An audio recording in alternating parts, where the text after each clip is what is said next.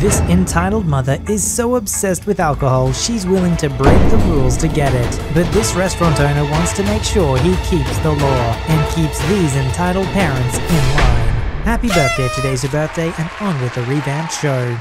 I was working at a gastropub as a supervisor. I had a personal alcohol license. In the UK, you have to have someone on site with one, and we have to abide by certain laws, as well as the premises license, which can also dictate what we can or cannot do. Failure to do so can mean the loss of your license, the premises license, and a personal fine if you're caught. Also, you can lose your job. The issue is, these two can sometimes contradict one another. This is important later. We had a family come in one evening wanting dinner. One of the two children was 15 or 16. She will be known as EK. Mother is EM, father is ED. MS is my savior, me is your glorious cynical host. I sat the family down, told them the specials, and asked them what they'd like to drink. EM orders a lime and soda, the ED orders a pint of lager, and EK orders a small glass of rose wine. We had a challenge 25 policy in place, which meant if you looked younger than 25, we would ask you for your ID. I ID'd EK, which is where this all starts. You don't need to see her ID. Unfortunately, it's our policy to ID anyone who looks younger than 25, which your daughter does. She's 16, which by law allows her a small glass of wine. You remember when I said about contradictions between law and license? This was one of them. By UK law, you are allowed to have a small glass of wine or half a pint of lager with a meal if you are with a parent or guardian and are 16 or 17. Most premises licenses prohibit this, as it is harder to prove if you are 16 or 17, as you don't go out with ID usually. The pub I worked had this in their license, so it didn't matter if she was 16, she wouldn't be allowed it. I'm very sorry, but I still cannot give her the wine, as it is prohibited in our license to sell alcohol to her. We have a great line of mocktails if she'd prefer. No, she'll have the wine. No, I will not be selling her any wine, as it could cost me my job, and this place could be shut down if an inspector came in and ID'd her. Not all EPs have to shout to be entitled. Sometimes it's the calm, not my problem attitude that makes an EP what they are. That was this woman. I don't care about that. Just bring her what she asked for. I want wine. They said I could have it and I want it. I knew where this was going. I had to stand my ground. I'm sorry, but I cannot sell you any wine. Is there anything else you'd like? EM then starts complaining to her husband, exasperated that we wouldn't bring her darling girl a glass of wine. Look, it's her birthday. Is there any way you could overlook it this once? His words were nice, but his tone was expectant that I'd relent. No, sorry. Fine. She throws her hands up in exasperation. You've made me want a glass of wine now. I'll have one instead. She'll have Coke. Thank you. Sorry again. Just to reiterate that the wine is for you and not her, I may have to ask you to leave if she's seen drinking the wine. Whatever. So off I go to make the drinks. I come back and take their food order. I put it through to the kitchen and ask one of my members of staff to keep an eye on them while I went for a quick break. I'd been on shift 12 hours at this point with no break and needed to put my feet up for a few moments. I came back from my break to see the EK drinking the wine and the EM drinking the Coke. I was ticked. I started walking over there. EM noticed me and I tried to switch back the glasses. Hi there folks. Now I don't want to cause a scene, but I did say when taking your drink order that EK couldn't drink wine on the premises, which you indicated you understood what the consequences of that may be. I don't remember that. She had a sneer on her face that said, and what are you gonna do? If she had been decent, I would have just given them another warning. Because she was a hassle, I took another route. Whether you remember or not, I remember saying it. Unfortunately, because of this infraction of our premises license, I have the right to ask you to pay for your food and drink and leave. This is when ED blew up. No, we're not leaving, and I refuse to pay. How dare you treat us like this?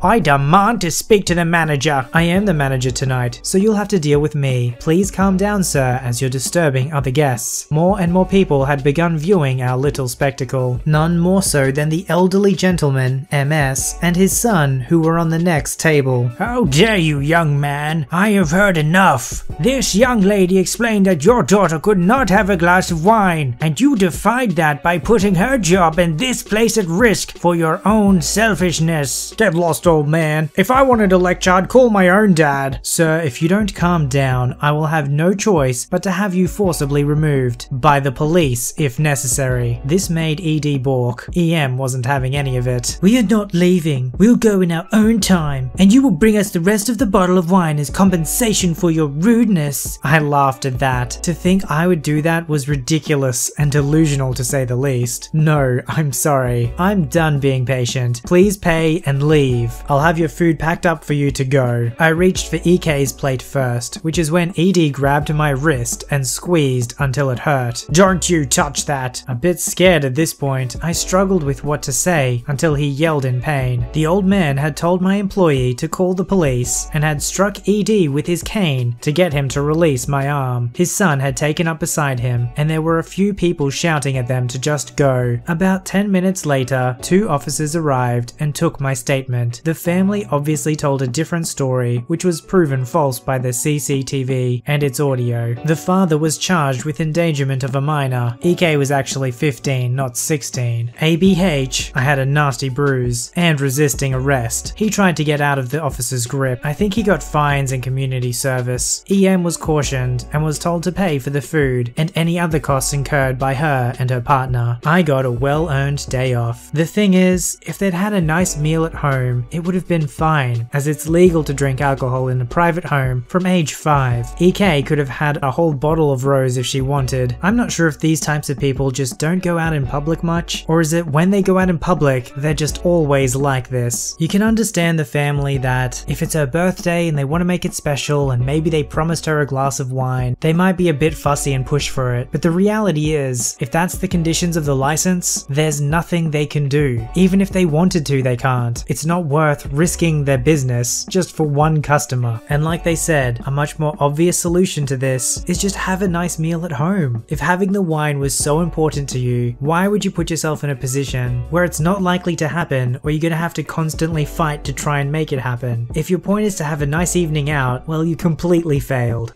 I had recently moved to the north of Scotland, where I now live, and was staying with my mum and stepdad while getting a house sorted. They went away on holiday for a fortnight, so missed all the fun. I came home from work one afternoon, started at 0400 and finished at 13:30 to find a car blocking the driveway into my house. Having a small car, I parked at the top of the drive, blocking them in. My parents live out in the sticks and on a single track road, so I couldn't leave my car where it was because I would have been blocking the road. After an hour, I saw someone approaching the driveway and taking pictures of my car. I went out and confronted them, and the conversation went like this. Why are you taking pictures of my car? Because you parked illegally and blocking my car in. I'm going to call the police if you don't move your car from my neighbor drive. This is clearly my parents' driveway. Did you not think it was odd having to walk out of someone's garden to get into the neighbor's? Well, it wasn't very clear, so you can move so I can get out. So I get my keys and move, then park my car and think nothing of it. Next morning, I leave for work, and once again, I find the same car parked in my parents' driveway. This time, I go knock on my neighbor's door and ask him to get his friend to shift it, only for my neighbor to ask, what friend? I pointed to the car and told him what had happened yesterday. Turns out the prat wasn't his friend at all, but liked to walk around the woodland path near our houses. 20 minutes later, he finally appears, smirks and moves before saying, I'll be parking here tomorrow too. So once again, I go to work at stupid o'clock, and when I get back, lo and behold, the prat is parked there again. This time, I decided to teach him a lesson. I had 2 days off, so I went to the shops and got some shopping and a rather large amount of alcohol. Got home, parked as close to his car as I could, making sure I was safely off the road. I went inside, made some dinner, and started drinking. About an hour later, there's a banging on the door. Yes? Move your car, it's blocking me in, and my family want to go home. I look out, and there's his rather embarrassed looking family sitting in their car. Sorry, I can't, as I took another drink from my cider. Been drinking for a couple of hours, probably over the limit, so I don't want to risk it. What? Why are you drinking when you knew I'd be wanting to move my car? I'm off for the next 2 days, so I fancied a drink. I'm calling the frickin' police!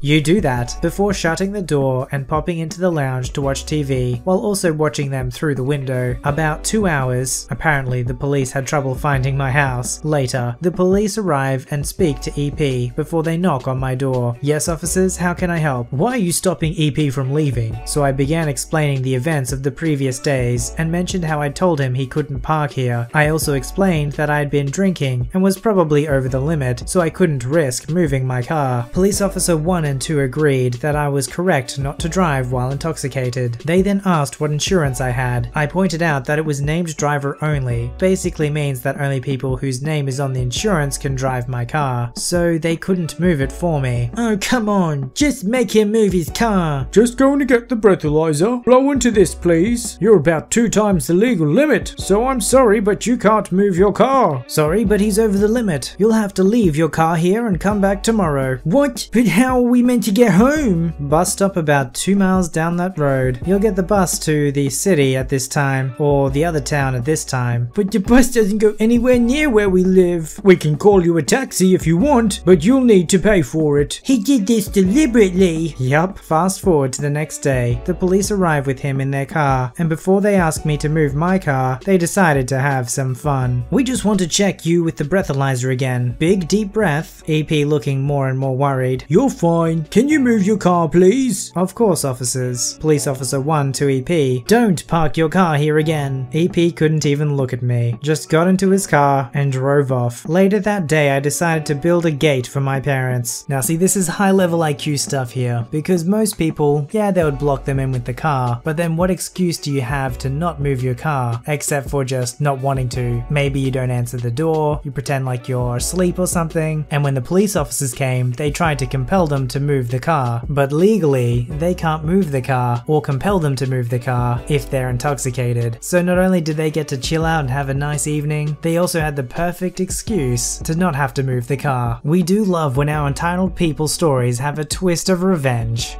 I was coming home from class in the evening, right in the middle of rush hour. Unfortunately, my route home involves going to the busiest subway station in the city. It was packed, but I had a long day and really wanted a chocolate bar, so I went to the coffee, news, candy stand, which is just as busy as the station itself. I go there a lot because I have a chocolate addiction. I went to the candy counter and got my sweet, sweet chocolate. I was standing behind a woman buying coffee when this entitled jerk steps right in front of me. I had been standing there for a good minute before he showed up. It wasn't like I was just getting in line and he beat me. EA didn't even acknowledge me. He had big can headphones on too. I was annoyed, but also way too tired for this crap. Whatever. He just had some juice. Wouldn't take too long, right? Nope. The woman left and EA got to the front. Conversation with cashier as follows. Hey, give me a patty. Okay, what kind? EA was not paying attention. What kind would you like? EA was lost in his own little world, I guess. Sir? What kind of patty would you like? Oh, mild. Alright, with the juice, that'll be this much. I don't remember the exact price, it was something over $6. EA then took a crap ton of change out of his pocket, like tons of nickels and quarters, with only a few dollar coins. I internally groaned. I just wanted a quick candy bar before going home, and numbnuts here had to sort through his dragon's hoard of change after holding me up with his zone out. Luckily, the cashier was nice, so she was willing to ring me up while waiting for EA. He told me my candy was $1.75, which I already knew, so I gave him my prepaid toonie, Canadian $2 coin, while EA was still sorting. This was usual, by the way. The store is grungy and informal. No barcodes are ever scanned. Everyone knows the prices off by heart, so the cashiers usually do a few transactions at once. I knew this well, being a frequent customer. EA obviously didn't. Hey, wait for me to pay. What? I was here first. You wait your turn. I waited for the person in front of me. Now you wait, got it? I was kinda just stunned.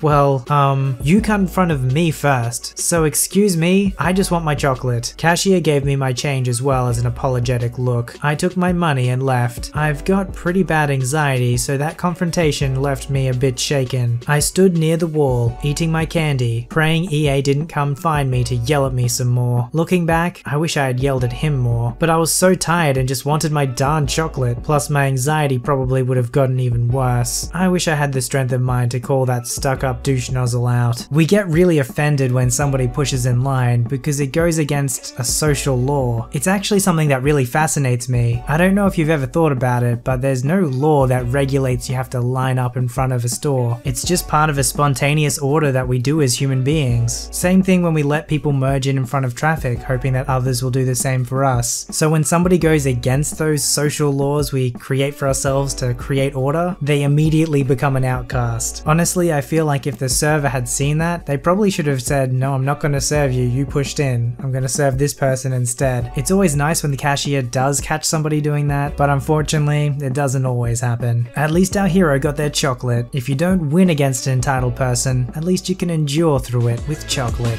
Submit your story to be read on the channel at VoiceyHereStories@gmail.com and join our Voicey veteran community at r/VoiceyHere. Don't forget to like, subscribe, and hit that bell to never miss an episode. Alright, Voicey veterans, I'll see you in the next one.